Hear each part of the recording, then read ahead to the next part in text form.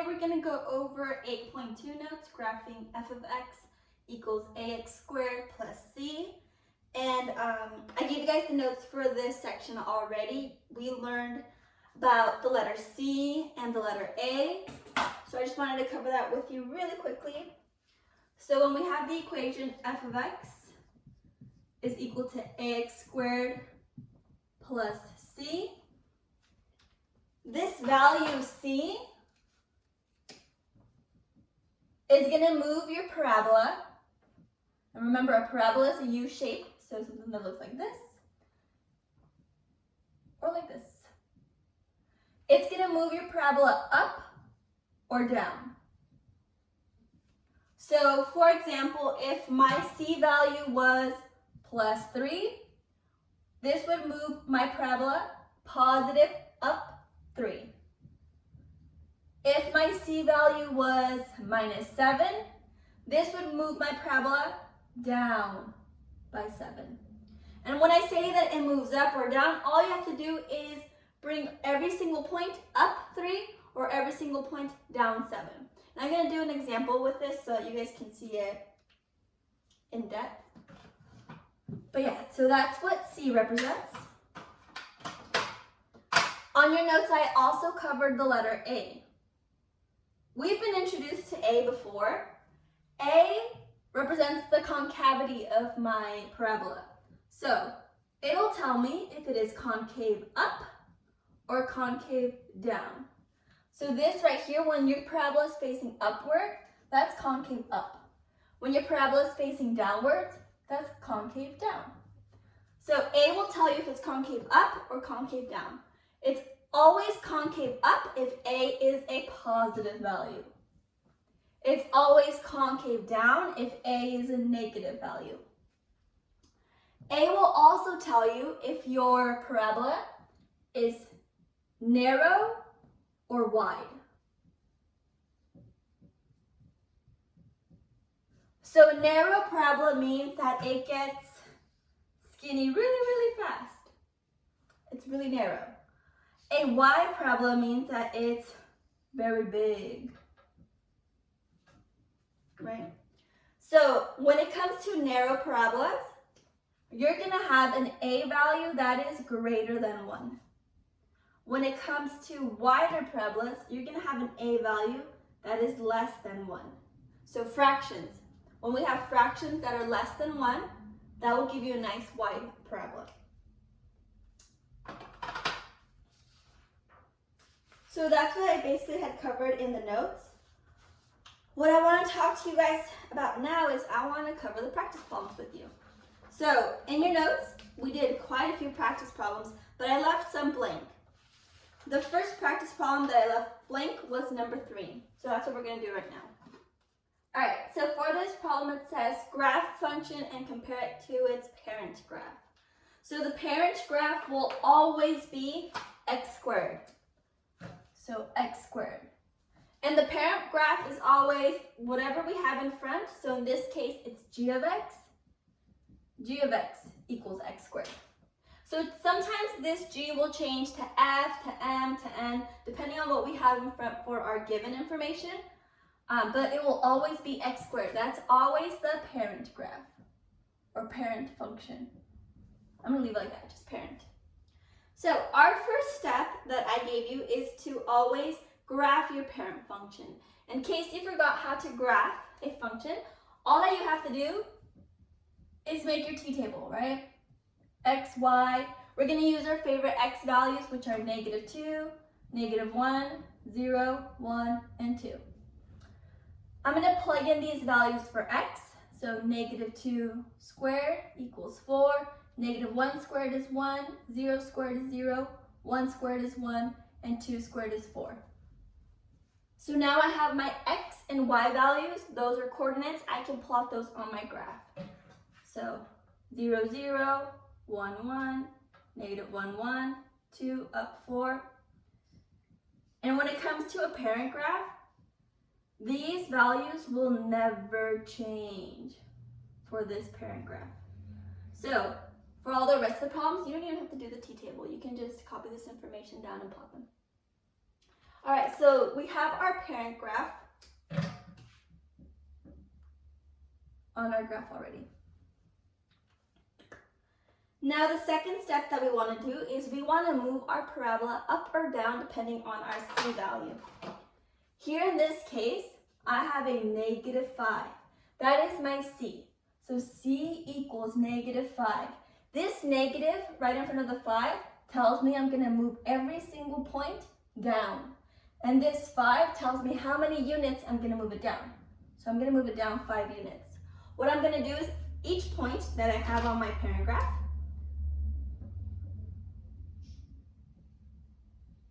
just make them bigger so you can see. I'm going to move each of those points down 5. So we're going to go down 1, 2, 3, 4, 5. That's my new point. 1, 2, 3, 4, 5. 1, 2, 3, 4, 5. 1, 2, 3, 4, 5. 1, 2, 3, 4, 5. And now you can connect your new coordinates.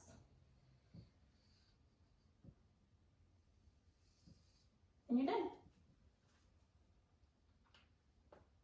So that is all that you have to do for this graph. If you notice, there is no a value in front of my x, so I don't have to multiply my y values right now. We're going to do that on the next problem though. Oh, also, I think if I'm not mistaken, it said to compare them. So one thing that we notice that's different between these two graphs is the vertex.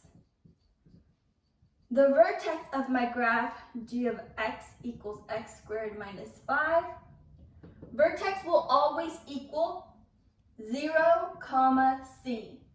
So my vertex here is 0, my c value is -5. And remember, that vertex is always the point where you can put the axis of symmetry through. So right here. And that is it.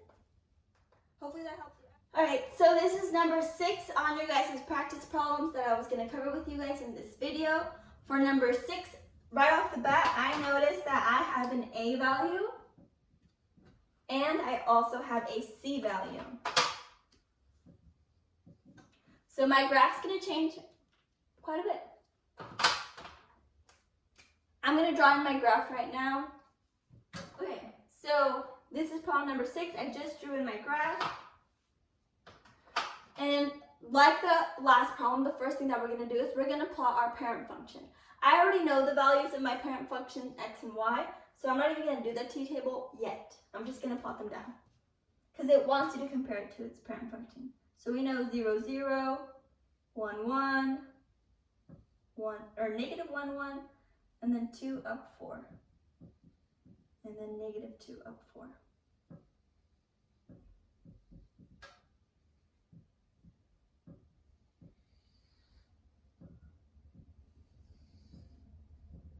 Okay, so there is my graph, my parent function. I'm going to write down the name of it. H of x is equal to negative, oops. Remember, parent function will always be x squared. There we go. Okay, so now I have my parent function right here.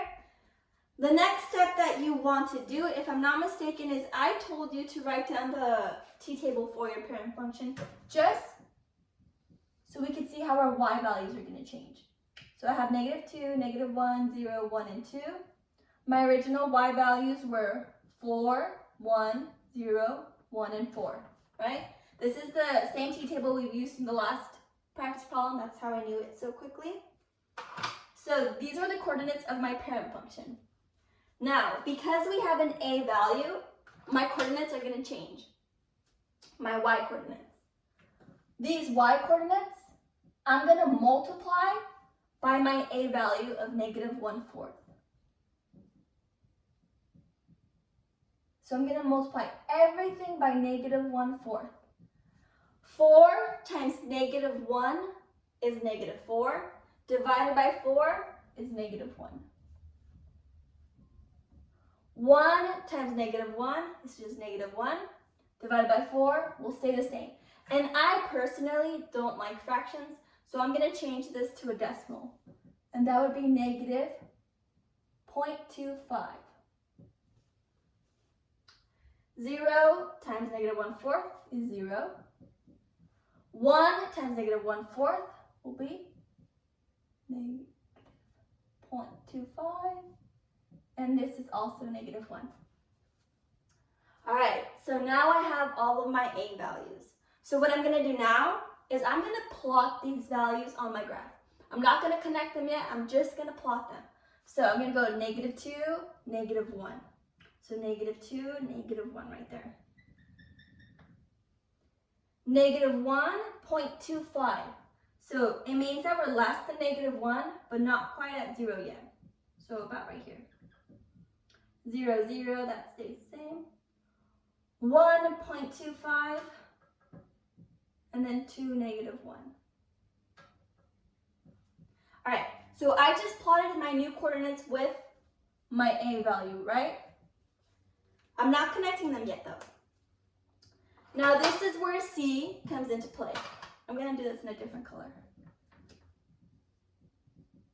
So C comes into play because we have C equals +4. Because it's positive, we know that we're going to move all of our coordinates up. And this 4 is going to tell me how many units to move up by. So I'm going to move up by 4 units. So each of these purple dots, each of these purple points will move up by 4. So we're going to go up 1, 2, 3, 4. I'm going to start off with the -2 and 2 because those are the easiest ones. 1, 2, 3, 4.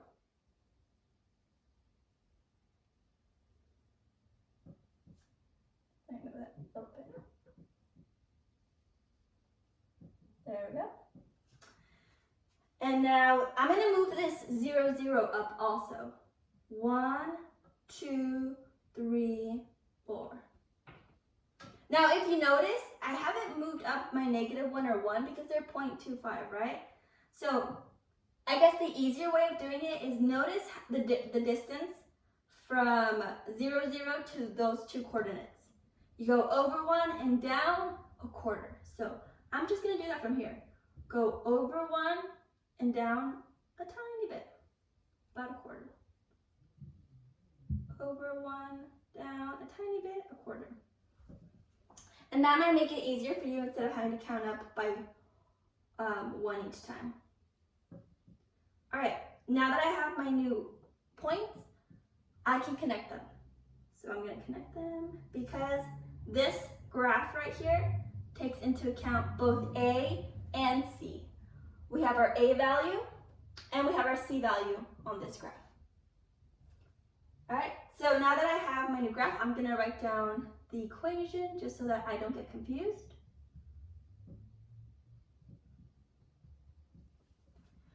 And we're done, almost. Don't forget, you also have to compare the two graphs. So we're going to note down the differences between them. So right off the bat, I noticed that this green graph is a lot wider. So h of x equals -1/4. X squared plus 4 is wider. Not only is it wider, but it also points downward. So it's also concave down. And remember, it's concave down because my A value was negative. In addition to it being wider and concave down, it moved up by 4, right? It has a vertex of 0, c, which in this case is 4. And so that is the difference between my h of x equals -1/4 x squared plus 4 graph and its parent function. So the next problem that we're going to cover from your guys' practice problems is number 8, where f of x equals 3x squared minus 27. For this problem, the directions say find the zeros of the function. So really quickly, I just want to cover what zeros are. Zeros are when you have a graph where your parabola hits the x-axis. So for example, this point right here and this point right here. Those are the zeros of my graph. Now, if you notice, these zeros are on the x-axis. So they can have a wide range of different x values. However, they will always share a common y value. Because it's on the x-axis, y is equal to 0 here. So we're going to use this information to solve for our x value. What we're going to do is we're going to set our y equal to 0. In this case, we have f of x posing as y. So we're going to set f of x equal to 0 and solve for x.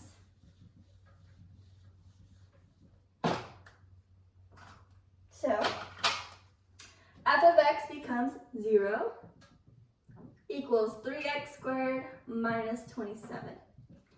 And now we can start solving for x. So before I move on to the x, I want to get rid of anything that's next to it. So I'm going to get rid of this negative 27. And the way that you move this negative 27 is by doing the opposite, using your inverse operations. So opposite of a negative is a positive 27.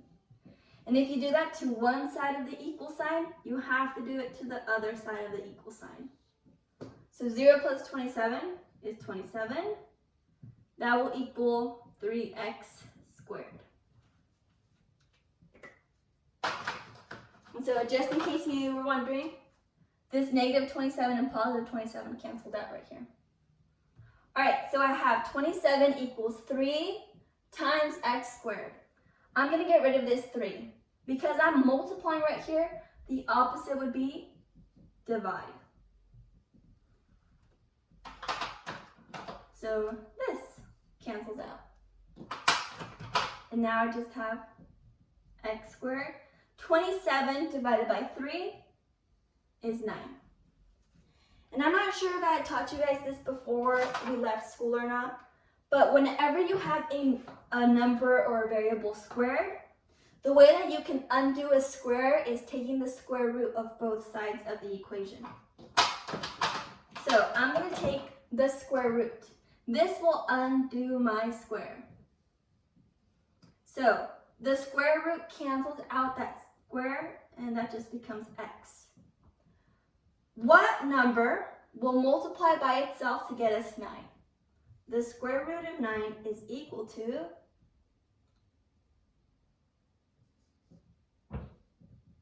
square root of 3 times 3, right? 3 times 3 multiplies itself, so it's just 3. But hold on a second. Remember, because we have a square, right now we're working with parabolas, meaning that my parabola